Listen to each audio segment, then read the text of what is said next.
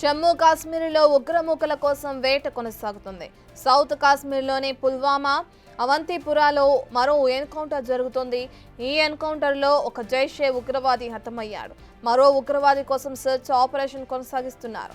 నదీర్ గ్రామంలో జవాన్లకు ఉగ్రవాదులకు మధ్య ఎదురు కాల్పులు కొనసాగుతున్నాయి.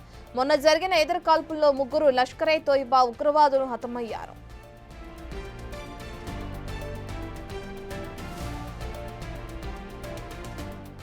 రైట్, సౌత్ కాశ్మీర్లోని కొన్ని ప్రాంతాల్లో మరో ఎన్కౌంటర్ జరుగుతుంది. ఎన్కౌంటర్ కి సంబంధించిన పూర్తి డీటెయిల్స్ అందించడానికి మా ప్రతినిధి శివ అందుబాటులో ఉన్నారు. రైట్ శివ, ఇప్పటికే ఒక జైషే మహమ్మద్ ఉగ్రవాది హతమైనట్లు కూడా తెలుస్తుంది. దీనికి సంబంధించిన డీటెయిల్స్ ఏ విధంగా ఉన్నాయి శివ?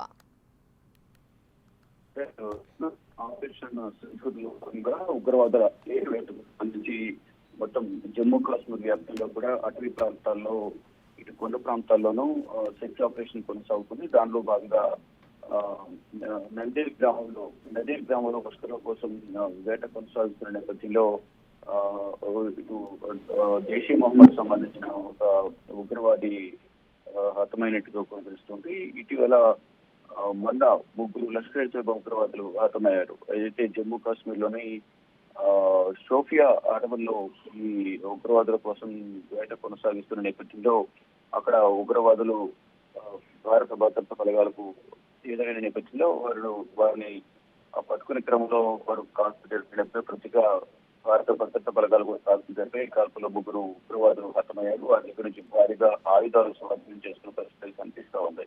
మరోవైపు ఈ రోజు కూడా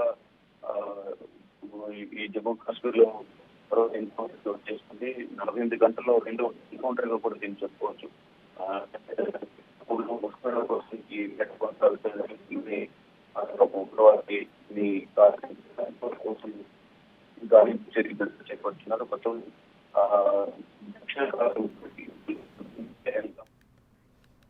రైట్, థ్యాంక్ యూ శివ.